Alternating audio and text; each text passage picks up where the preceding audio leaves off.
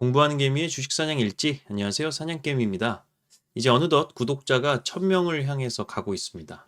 지금까지 관심 가져주시고 구독해주신 구독자분들께 정말 감사하다는 말씀 드리고요.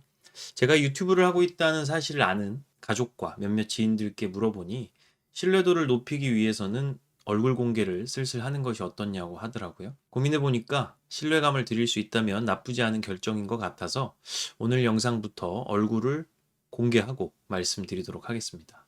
아직은 어색한 부분이 있더라도 모두들 양해 부탁드리겠습니다. 자, 오늘 영상은 제가 개인적으로 촘촘하게 분석을 하고 공부했던 반도체 소재, 부품, 장비 관련주 10개를 정리해서 소개해드리는 영상입니다. 반도체 사이클이 제대로 돌아왔을 때 수혜를 입을 만한 종목들로 엄선을 했으니까 투자에 도움이 되셨으면 좋겠습니다. 한 종목 한 종목 자세한 분석은 다음에 차근차근 기획해 보도록 하겠고요. 오늘 말씀드리는 내용은 사실 제가 전반적으로 검증을 마친 내용이기 때문에 우선 시장이 오를 때 그 타이밍을 놓치지 않는 것이 더 중요하다고 생각을 해서 우선 종목들이 무엇인지 그리고 투자 포인트가 무엇인지 차트와 수급 흐름은 어떤지 정도만 간략하게 말씀드려 보도록 하겠습니다. 그럼 바로 시작할게요. 첫 번째 종목은 이오 테크닉스입니다. 기본적으로 레이저 장비를 워낙 잘하는 회사고요. 이제는 레이저 그루빙 장비까지 시장에 진출하려고 하는 회사입니다. 원래는 일본의 디스코라는 회사가 그루빙 시장을 독점을 하고 있는데 이젠 이오 테크닉스가 그 아성을 무너뜨리려고 한다는 것이고요. 레이저 그루빙이 웨이퍼를 칩 단위로 자르기 전에 웨이퍼의 상당 부분을 레이저로 제거하는 것을 말하고요. 그래야 그 이후에 웨이퍼를 실제로 칩 단위로 자르는 블레이드나 다이서가 통과하기 좋아서 그렇습니다. 레이저로 일종의 가이드라인을 형성을 해주신다고 보면 되고요. 자, 이러한 레이저 관련 장비는 점점 미세화되는 비메모리 반도체 쪽, 로직 반도체나 파운드리, 오사트 영역 쪽으로 수요가 커지고 있습니다. 보시면 전고가가 182,900원이었고요. 11월 6일 기준 종가가 168,800원, 고점 대비 마이너스 7.7% 하락한 상태입니다. 그리고 세력 평단은 114,455원입니다. 자, 보시면 세력합 수급 빨간색 선인데요. 지속적으로 증가하는 모습이고요. 과열돼서 차익 실현했던 기간이 조정을 거치면서 다시 저점을 다져서 상승하려는 모양새죠.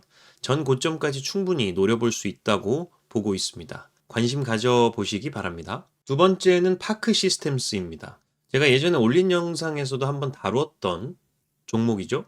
회사에 대해서 궁금하신 분들은 해당 영상을 참고를 해주시면 감사하겠습니다. 원자 현미경 부문의 세계 1위 업체고요. 반도체 공정이 계속 미세화되다 보니까 반도체 8단계 공정을 함에 있어서 실제로 방막 작업은 잘 됐는지, 회로는 잘 새겨졌는지, 식각이나 세정은 잘 된 건지, 불순물은 없는지 등등을 계속 모니터링을 하면서 완성 칩을 만들어야 하는데요. 그 과정에서 눈으로 절대 볼 수 없는 미세한 부분을 원자 현미경으로 본다는 것이죠. 이건 반도체 수율과 직결되는 여러 결함들을 생산 공정단에서 잡아낼 수 있기 때문에 점점 중요도가 올라가고 있는 장비라고 할 수 있습니다. 전고점은 21만 4천 원이었고 11월 6일 기준 종가 16만 1,700원, 고점 대비 마이너스 24.4% 하락한 상태입니다.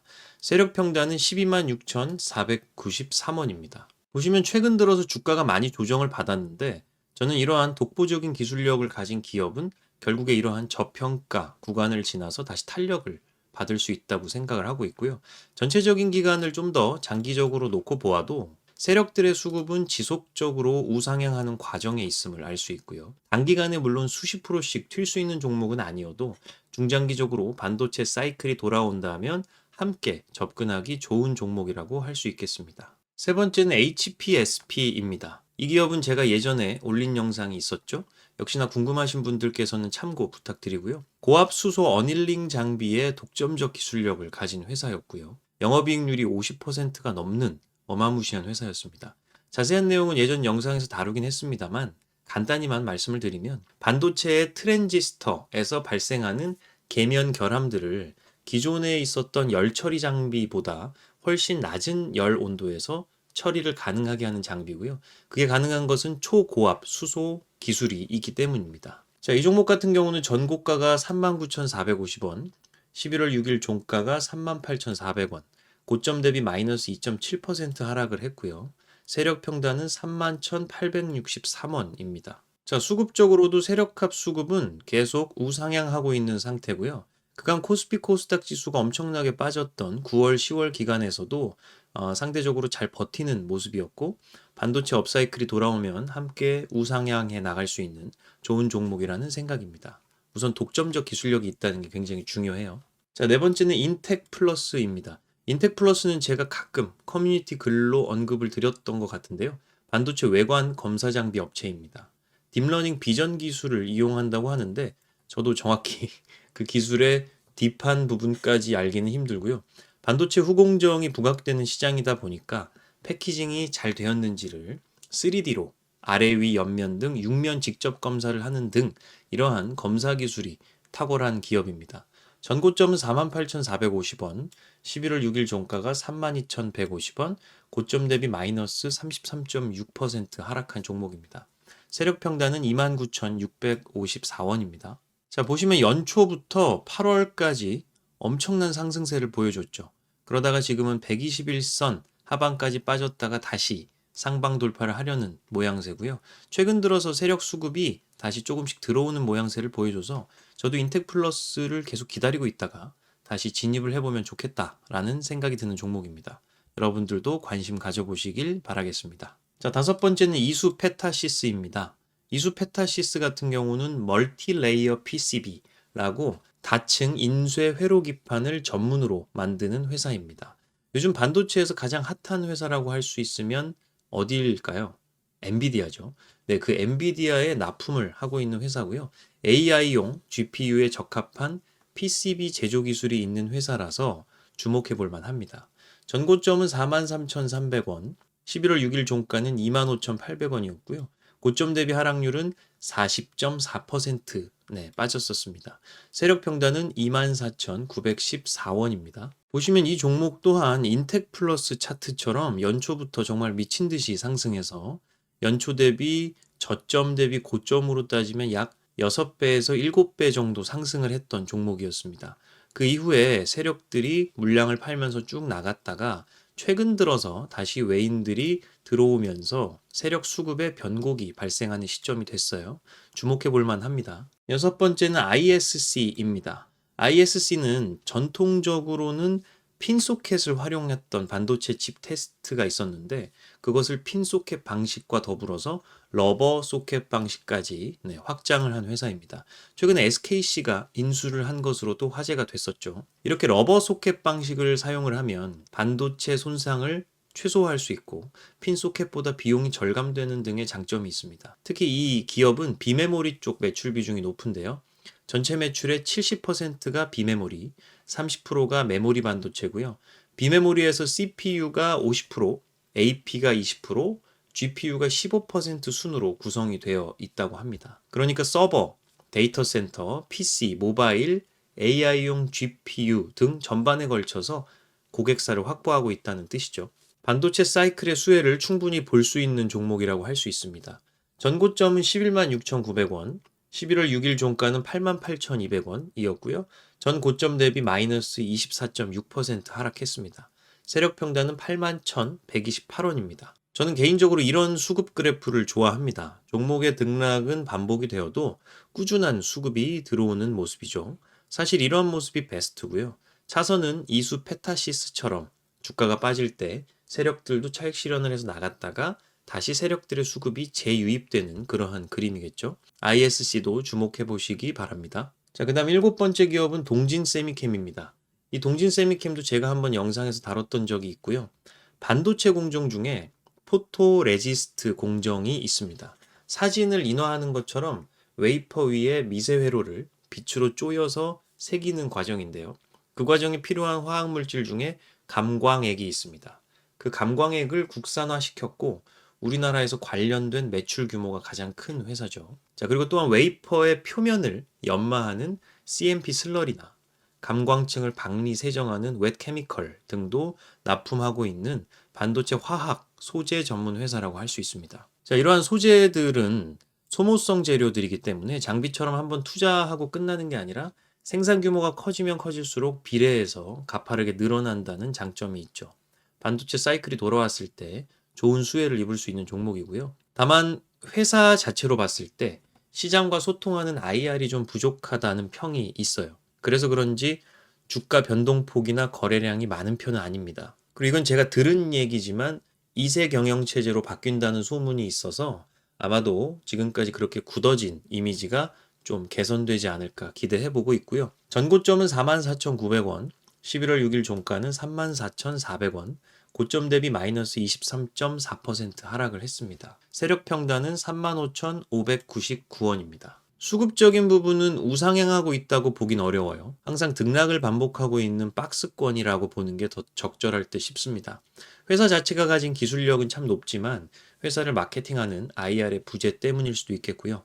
어쨌든 최근 들어서 금융투자 쪽 중심으로 수급이 다시 유입되는 모습이고 기술적으로 놓고 차트로 보았을 때도 현재가 상승의 변곡의 시작점이 될 수 있는 시점입니다. 보시면 22년 9월에서 10월, 23년 4월에서 5월처럼 상승 변곡이 출현하고 얼마 지나지 않아 이렇게 주가가 팍 튀어오르는 모습을 볼 수 있는데 지금도 그러한 모습을 기대해 볼 수 있는 시점이 됐다라는 말씀이고요.